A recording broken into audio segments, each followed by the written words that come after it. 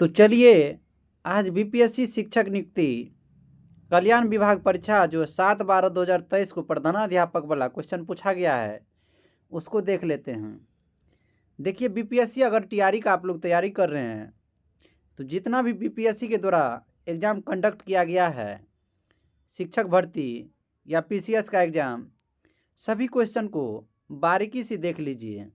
और क्वेश्चन को देखने से ये पता चलता है कि किस टॉपिक से क्वेश्चन पूछा गया है और कहाँ कहाँ से क्वेश्चन आता है। इससे ये पता चलता है, जैसे मान के चलिए कहीं भी आप पढ़ रहे हैं तो वहाँ से पता चलता है कि हाँ यहाँ से क्वेश्चन बनता है, तो उस टॉपिक को आपको पढ़ने में बढ़िया लगेगा, मज़ा आएगा। तो चलिए बीपीएससी शिक्षक नियुक्ति कल्याण विभाग परीक्षा 7/12/2023 को प्रधानाध्यापक में जितना भी प्रश्न पूछा गया है सभी को देख लेते हैं और इसको पूरा डिटेल में देखेंगे।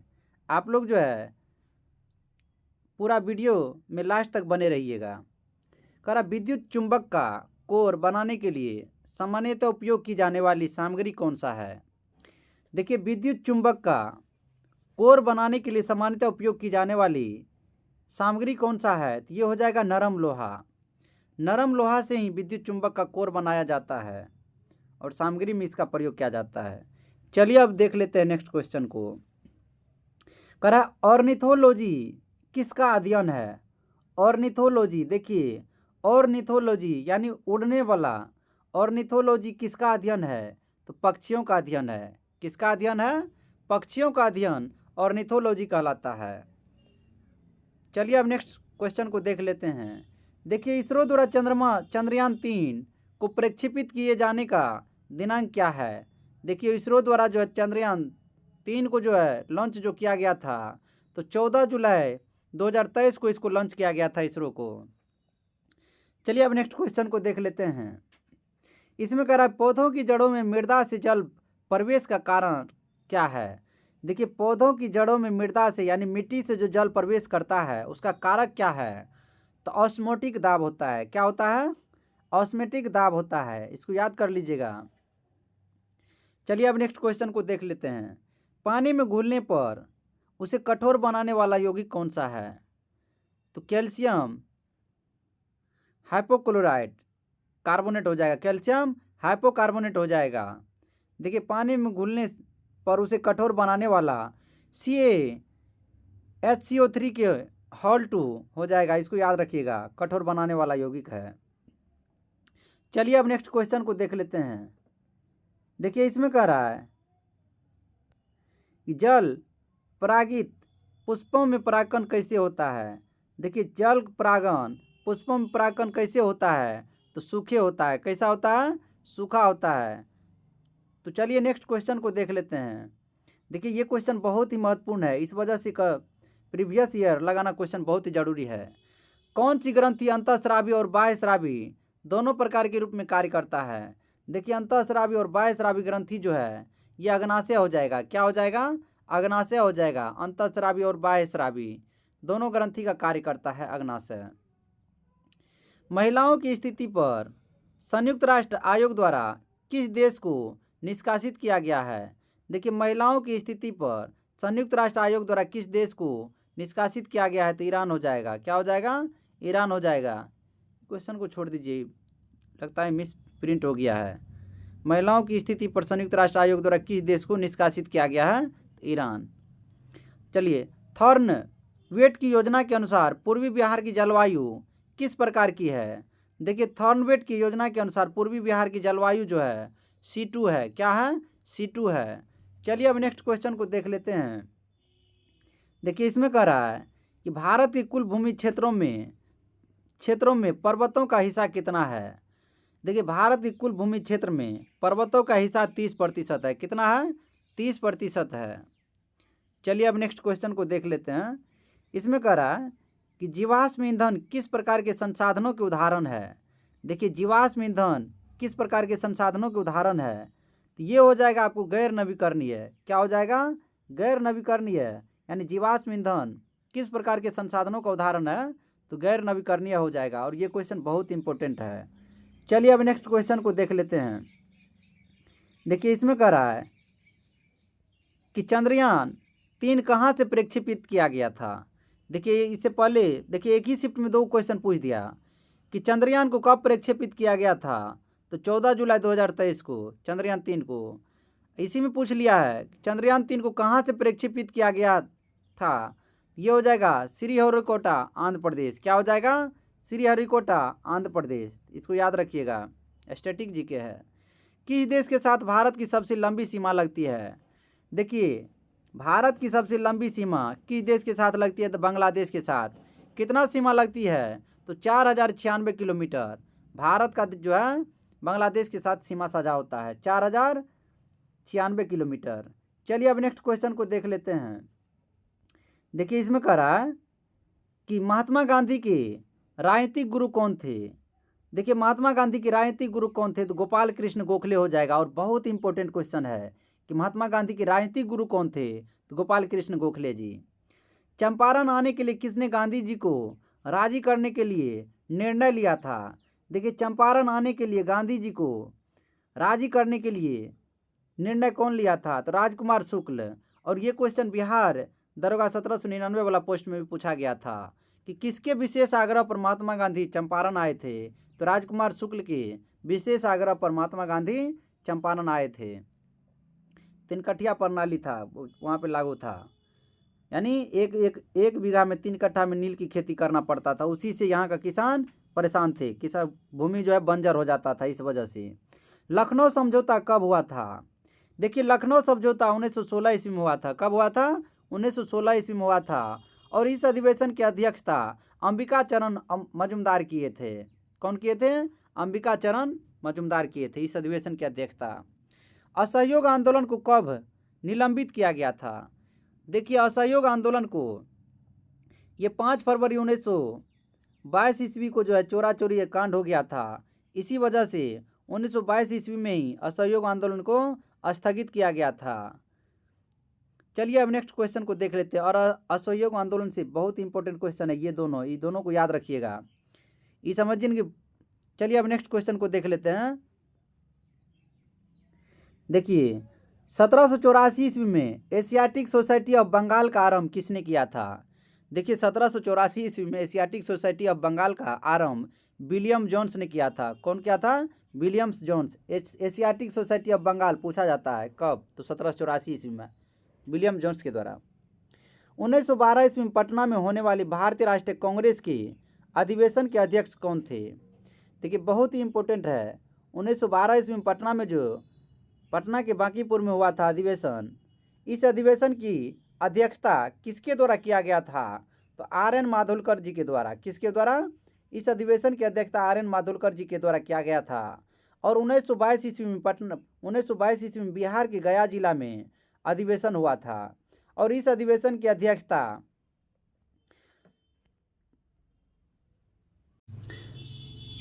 चित्तरंजन दास किए थे 1922 का। चलिए अब नेक्स्ट क्वेश्चन को देख लेते हैं। 1942 के आंदोलन में लोगों ने सियाराम सिंह की अगुवाई में कहाँ पर राष्ट्रीय सरकार की स्थापना की घोषणा की थी? देखिए 1942 ईस्वी में भारत छोड़ो आंदोलन चल रहा था। उसी समय में यानी 1942 के आंदोलन में लोगों ने सियाराम सिंह की अगुवाई में कहाँ पर राष्ट्रीय सरकार की स्थापना किया था? ये हो जाएगा भागलपुर में। भागलपुर में जो राष्ट्रीय सरकार की स्थापना किया था। चलिए अब नेक्स्ट क्वेश्चन को देख लेते हैं। शारीरिक, मानसिक और व्यक्तिगत विकास की बुनियादी नींव की किस काल में रखी जाती है? देखिए बच्चा का जो है शारीरिक, मानसिक, व्यक्तित्व की विकास की बुनियादी नींव किस काल में रखी जाती है? तो देखिए बाल्यावस्था में बच्चा का ये सभी चीज़ डेवलप होता है। इस वजह से बुनियादी नींव काल कहा जाता है इस अवस्था को। चलिए अब नेक्स्ट क्वेश्चन को देख लेते हैं। देखिए इसमें कह रहा है कि शिक्षा के माध्यम से लोकतंत्र के संरक्षण और सुदृढ़ीकरण को विकसित करना किस आयोग का उद्देश्य था? देखिए बहुत इंपॉर्टेंट आयोग है ये। शिक्षा के माध्यम से लोकतंत्र के संरक्षण और सुदृढ़ीकरण को विकसित करना किस आयोग का उद्देश्य था? ये हो जाएगा कोठारी शिक्षा आयोग। क्या हो जाएगा? कोठारी शिक्षा आयोग 1964 से 1966 ईस्वी में। चलिए अब नेक्स्ट क्वेश्चन को देख लेते हैं। हम बड़े पैमाने पर उत्पादन नहीं चाहते हैं। देखिए कह क्या रहे हैं? हम बड़े पैमाने पर उत्पादन नहीं चाहते, लेकिन हम जनता के लिए उत्पादन चाहते हैं। देखिए कितना बहुत बड़ा बात कह दिए महात्मा गांधी। हम बड़े पैमाने पर उत्पादन नहीं चाहते, लेकिन हम जनता के लिए उत्पादन चाहते हैं कि वकालत किसने की थी? तो महात्मा गांधी किए थे। कौन किए थे? महात्मा गांधी किए थे कि हम बड़े पैमाने पर उत्पादन नहीं चाहते, लेकिन हम जनता के लिए उत्पादन चाहते हैं कि वकालत किसने किया था? तो महात्मा गांधी। और बहुत ही इंपॉर्टेंट क्वेश्चन है, देख लीजिए, प्रधानाध्यापक में पूछा गया क्वेश्चन है ये। चलिए अब नेक्स्ट क्वेश्चन को देख लेते हैं। ज्ञान मीमांसा दर्शन शास्त्र की वह शाखा है किसके सिद्धांत से संबंधित है? देखिए ज्ञान मीमांसा दर्शन शास्त्र की शाखा है, किसके सिद्धांतों से संबंधित है? तो ये ज्ञान के सिद्धांतों से संबंधित है। चलिए अब नेक्स्ट क्वेश्चन को देख लेते हैं। मौलिक अधिकार की किस श्रेणी में अपरिष्टता का उन्मूलन शामिल किया गया है? देखिए मौलिक अधिकारों की किस श्रेणी में यानी कितना अनुच्छेद में अपरिष्टता का उन्मूलन शामिल किया गया है? तो ये समानता का अधिकार है और अनुच्छेद 17 से संबंधित है। अनुच्छेद 17 से अपरिष्टता का उन्मूलन, छुआछूत वाला बात रहता है इसमें। चलिए अब नेक्स्ट क्वेश्चन को देख लेते हैं। देखिए संविधान के किस अनुच्छेद के अनुसार भारतीय की यानी संविधान के किस अनुच्छेद के अनुसार भारत की आधिकारिक भाषा में हिंदी देवनागरी लिपि में लिखी जाती है? देखिए संविधान के अनुच्छेद 343 के अनुसार भारत की आधिकारिक भाषा में हिंदी देवनागरी लिपि में लिखी जाती है। अनुच्छेद 343 हो जाएगा। चलिए अब नेक्स्ट क्वेश्चन को देख लेते हैं। प्रतिस्थानिक पुनर्लंबन पद किससे संबंधित है? देखिए प्रतिस्थानिक पुनर्बलन पद किससे संबंधित है? तो ये बांडुरा से हो जाएगा। क्या हो जाएगा? बांडुरा से हो जाएगा। यानी प्रतिस्थानिक पुनर्बलन पद किससे संबंधित है? तो बांडुरा से। वह विज्ञान जो उन वस्तुओं का अध्ययन करता है जो भौतिक दर्शन से परे है, क्या कहलाता है? देखिए वह विज्ञान जो वस्तुओं का अध्ययन करता है जो भौतिक दर्शन से परे है, क्या कहलाता है? तत्व मीमांसा कहलाता है। क्या कहलाता है? तत्व मीमांसा कहलाता है। चलिए अब नेक्स्ट क्वेश्चन को देख लेते हैं। इसमें कह रहा है संक्रमण तत्व अनुचुंबकीय होते हैं, क्यों? देखिए संक्रमण तत्व अनुचुंबकीय होते हैं, क्यों? इसका अयुग्मित इलेक्ट्रॉन की उपस्थिति के कारण। किसके कारण? अयुग्मित इलेक्ट्रॉन की उपस्थिति के कारण संक्रमण तत्व अनुचुंबकीय होते हैं। चलिए अब नेक्स्ट क्वेश्चन को देख लेते हैं। इसमें कह रहा है एस्कॉर्बिक अम्ल किसे कहते हैं? देखिए एस्कॉर्बिक अम्ल विटामिन सी का नाम है। किसका नाम है? विटामिन सी का एस्कॉर्बिक अम्ल और विटामिन ए का रेटिनॉल। चलिए अब नेक्स्ट क्वेश्चन को देख लेते हैं।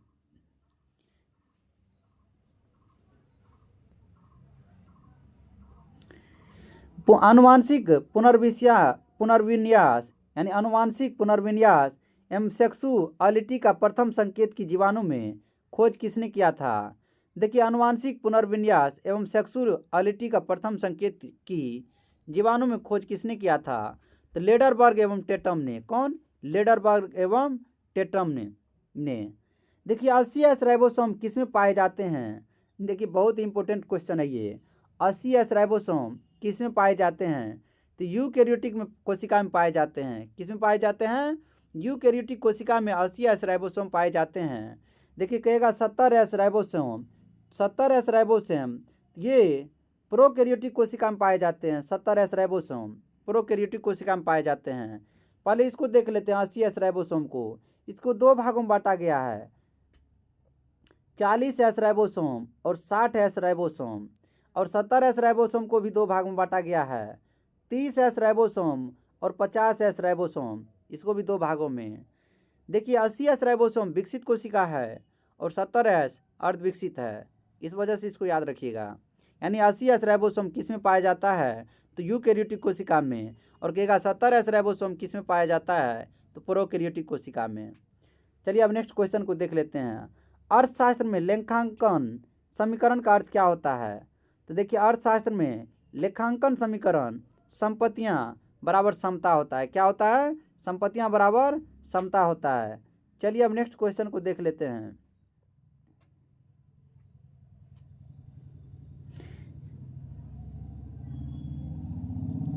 देखिए इसमें कह रहा है कि उस हार्मोन की पहचान कीजिए जो पशु के प्रसव के दौरान पिट्यूटरी ग्रंथि द्वारा स्रावित होकर गर्भाशय की चिकनी मांसपेशियां की सिकुड़ने के कारण बनता है। देखिए, उस हार्मोन का पहचान करने के लिए कह रहा है जो पशु के प्रसव नहीं, ये मानव के प्रसव में भी के दौरान भी पिट्यूटरी ग्रंथि के द्वारा स्रावित होता है। दोनों यानी पशु में भी और मनुष्य में भी पिट्यूटरी ग्रंथि के द्वारा स्रावित होकर गर्भाशय की चिकनी मांसपेशियां के सिकुड़ना का कारण बनता है। तो ऑक्सीटोसिन क्या होता है? ऑक्सीटोसिन ही ये जो है गर्भाशय में लचीलापन लाता है, यानी सिकुड़न और फैलाने का काम करता है। ऑक्सीटोसिन दूध स्राव करने वाला भी हार्मोन है, इसको याद रखिएगा। ऑक्सीटोसिन किन प्रयोगों ने डीएनए को तोड़ दिया है? यानी कौन सा प्रयोग है जो डीएनए को तोड़ दिया है और स्पष्ट रूप से पता लगाया है कि आनुवंशिक कोड ट्रिपलेट है? देखिए, कौन सा प्रयोग है जो डीएनए को तोड़ दिया है और स्पष्ट रूप से पता लगाया है कि आनुवंशिक कोड ट्रिपलेट है? तो नीरेनबर्ग और मथथेई बहुत इंपॉर्टेंट क्वेश्चन है, इसको याद कर लीजिएगा। चलिए अब नेक्स्ट क्वेश्चन को देख लेते हैं। देखिए, इसमें कह रहा है कि केवल वही व्यक्ति बिस्मार्क एक ऐसा बाजीगर था जो एक साथ 5 गेंदों के साथ खेल सकता था, 2 को तो हवा में उछालता रहता था, किसने कहा है?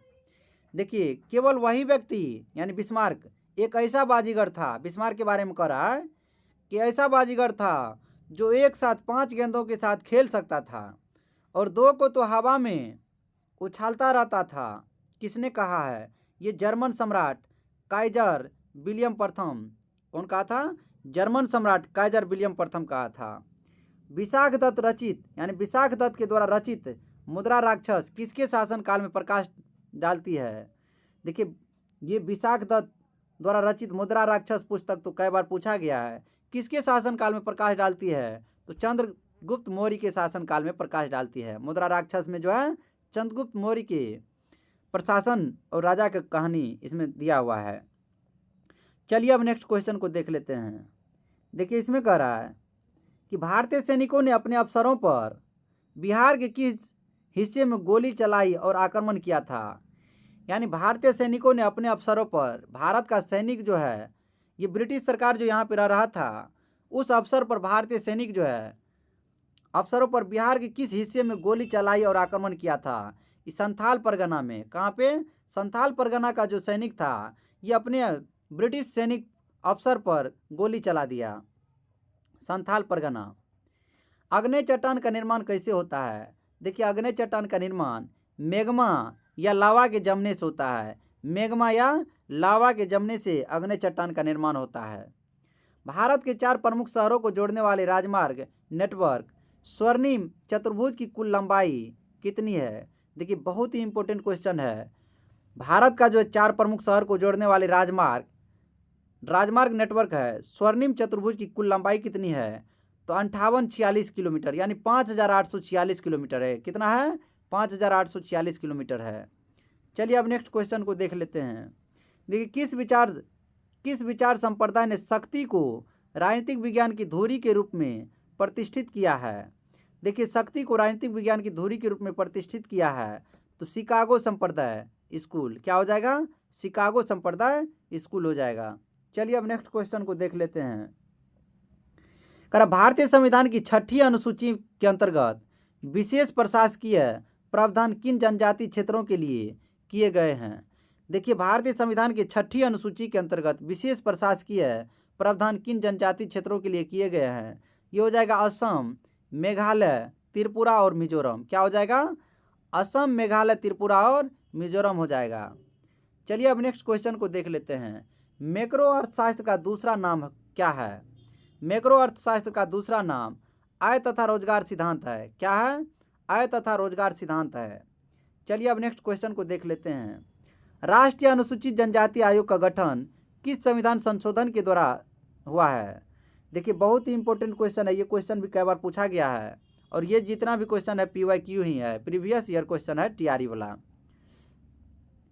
BPSC के द्वारा पूछा गया क्वेश्चन है।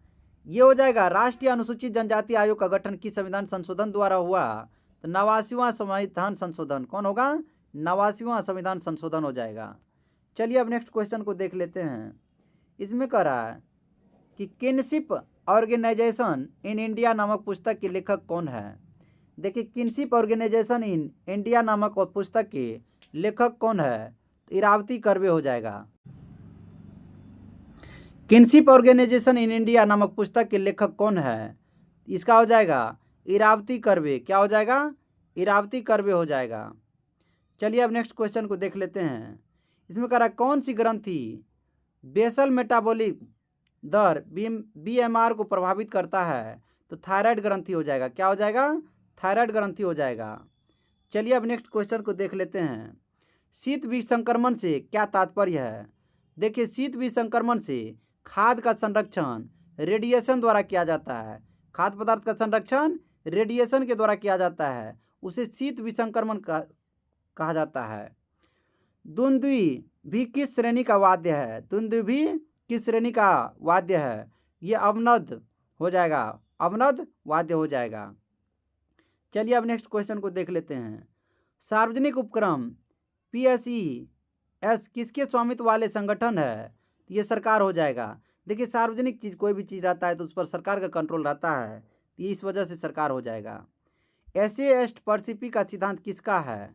देखिए ऐसे ईस्ट परसिपी का सिद्धांत बर्कले का है। किसका है, बर्कले का है। तो चलिए पूरा वीडियो को देखने के लिए धन्यवाद। आप लोग इसी तरह लाइक सब्सक्राइब और शेयर कीजिए, जिससे कि जितना भी BPSC के द्वारा एग्ज़ाम लिया गया है हम सभी क्वेश्चन के साथ आप लोगों के साथ जुड़ेंगे। तो पूरा वीडियो को देखने के लिए धन्यवाद। आप लोग इसी तरह लाइक सब्सक्राइब और शेयर कीजिए, जिससे कि जल्द हम आप लोगों के साथ जुड़ेंगे।